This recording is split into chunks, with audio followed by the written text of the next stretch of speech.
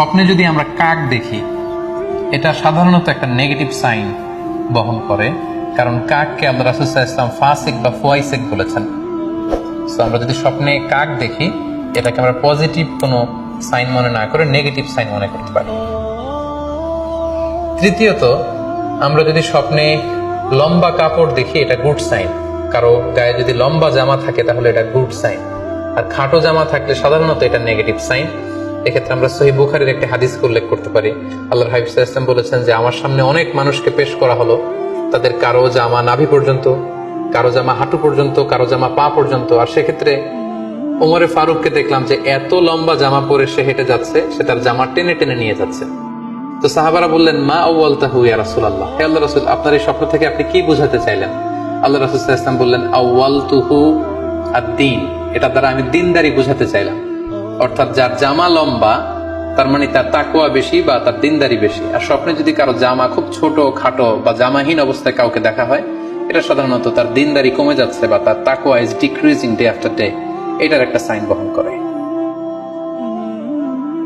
পাশাপাশি দুধ, স্বপ্নে যদি কেউ দেখে সে দুধ খাচ্ছে, এটা একটা ভালো সাইন। স্বপ্নে দুধ খেতে যদি দেখা হয় তাহলে তার জ্ঞান বৃদ্ধি পাবে বলে এটা একটা সাইন বা আলামত বহন করে। সেক্ষেত্রেও আমরা বুখারীর একটা হাদিস উল্লেখ করতে পারি, যেখানে আল্লাহ রাসূল সাল্লাল্লাহু আলাইহি ওয়াসাল্লাম একটা স্বপ্নের কথা সাহাবাদেরকে শেয়ার করছিলেন। তিনি বললেন যে আমাকে এক বাটি দুধ দেয়া হলো, আমি সেখান থেকে দুধ খেলাম, তারপর দেখলাম যে আমার আঙ্গুল থেকে দুধ বের হচ্ছে, আর সেখানে যে অবশিষ্ট দুধ রয়ে গেল সেটা আমি ওমরে ফারুকের মুখে দিলাম। ওমরে ফারুক সেই অবশিষ্ট দুধটা খেলো।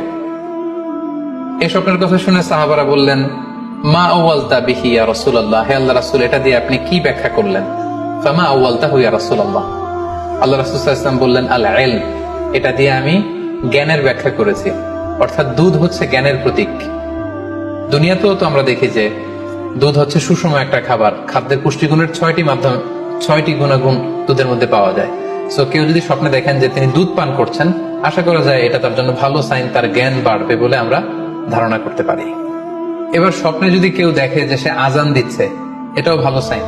স্বপ্নে আজান দেয়া এটা সাইন হচ্ছে সে হয়তো অচিরে হজ করতে যাবে। হজের সাথে আজানের কি সম্পর্ক? এর কারণ হচ্ছে সূরা হজ্জে আল্লাহ তাআলা সাইয়েদনা ইব্রাহিম আলাইহিস সালামকে যখন বলেছিলেন যে তুমি হজ শুরু করো, তখন তিনি বলেছিলেন, ইব্রাহিম তুমি আজান দাও, ওয়া আযযিন ফিন নাস বিল হজ্জ ইয়াতুকা রিজালা ওয়া আলা কুল্লি দামির ইয়াতিনা মিন কুল্লি ফাজ্জিন আমিক। অর্থাৎ হে ইব্রাহিম তুমি আজান দাও। ইব্রাহিম আলাইহিস সালাম বললেন, কোথায় আজান দিব? চারদিকে তো মরুভূমি। আল্লাহ তাআলা বললেন, ইব্রাহিম তুমি আজান দাও, এই আজানের আওয়াজ বা শব্দ পৃথিবীর সবার কানে আমি পৌঁছে দেব। তো সাইয়েদনা ইব্রাহিম আলাইহিস সালাম তখন হজের আজান দিলেন বা ঘোষণা দিলেন। আজান শব্দের অর্থ হচ্ছে অ্যানাউন্স, টু অ্যানাউন্স, মানে ঘোষণা দেয়া। সো আপনি যদি স্বপ্নে দেখেন যে আপনি আজান দিচ্ছেন বা কেউ আজান দিচ্ছে, তাহলে সে অচিরে হজ করবে বা হজ রিলেটেড কোন একটা ব্যাখ্যা হতে পারে। এভাবে আজানকে হজের সাথে সম্পৃক্ত করা হয়েছে এবং এটা ভালো একটি স্বপ্ন। এবার স্বপ্নে যদি কেউ গর্ত দেখে, যে সে গর্ত খুঁড়ছে বা তার জন্য কেউ গর্ত খুঁড়ছে, এটা ষড়যন্ত্রের সাথে সম্পৃক্ত। কেননা আরবি প্রবাদে আছে যে মান হাফারা হুফরাতান ওয়াকা ফিহা, কেউ যদি কারোর জন্য গর্ত করে তাহলে সেই গর্তে সে নিজে আগে পড়বে। তাহলে গর্ত করা মানে অনেকটা কারো বিরুদ্ধে শত্রুতা করা বা ষড়যন্ত্র করার একটা চিহ্ন বহন করে। এবার স্বপ্নে যদি কেউ নৌকা দেখে বা শিপ দেখে, জাহাজ দেখে, যে সে জাহাজে আরোহণ করছে বা নৌকায় আরোহণ করছে, এটা তার জন্য একটা ভালো সাইন। সে কোনো বিপদ থেকে মুক্তি পাবে বলে ধারণা করা যেতে পারে। কারণ সূরা আনকাবুতের 15 নম্বর আয়াতে আল্লাহ বলছেন, ফাআনজাইনাহু ওয়া আসহাবাস সাফিনাতি ওয়া জাআলনাহা আয়াতাল লিল আলামিন। অর্থাৎ আমি নূহ আলাইহিস সালাম এবং তার সাথে ঈমানদার সবাইকে আমি এই নৌকায় উঠিয়েছি এবং মহাপ্লাবন থেকে তাদেরকে আমি বাঁচিয়েছি। আর এই মহাপ্লাবনকে আমি গোটা বিশ্বের জন্য একটা নিদর্শন করে রেখেছি। সো নৌকায় ওঠা বা জাহাজে ওঠা, কোন শিপে বা লঞ্চে ওঠা, এটা আপনি বিপদ থেকে মুক্তি পাবেন, and you are in the safe zone, এই ধরনের একটা ইঙ্গিত বহন করে। ইমাম মুহাম্মদ ইবনে সিরিনের কাছে এক লোক এসে বলল যে, ইমাম, রাআইতু কাআন্নী আহরুসু আরদান লা তুমবিত, হে ইমাম, আমি স্বপ্নে দেখেছি যে আমি একটি শস্য ক্ষেত্র চাষ করছি কিন্তু কোনো ফসল হচ্ছে না, এটার মানে কি? তিনি ব্যাখ্যা করে দিলেন, আনতা তা'জিলু আন ইমরাআতিক, অচিরেই হয়তো তোমার স্ত্রীর সাথে তোমার সেপারেশন হয়ে যেতে পারে। কারণ কোরআনে স্ত্রীকে শস্য ক্ষেত্রের সাথে তুলনা করা হয়েছে মেটাফরিক্যালি। সূরা বাকারার 223 নম্বর আয়াতে আল্লাহ বলছেন, নিসাউকুম হারসুল লাকুম ফাআতু হারসাকুম আন্না শি'তুম অর্থাৎ তোমাদের স্ত্রীরা হচ্ছে তোমাদের শস্য ক্ষেতের মতো, তোমরা যেভাবে খুশি এই শস্য ক্ষেত্রটাকে সুন্দরভাবে চাষাবাদ করতে পারো। তাহলে শস্য ক্ষেতের সাথে বা ক্রপ ল্যান্ডস এর সাথে আপনার স্ত্রীর সাথে সম্পর্ক হওয়া বা সেপারেশন হওয়া, এইভাবে ইঙ্গিত নেওয়া যেতে পারে।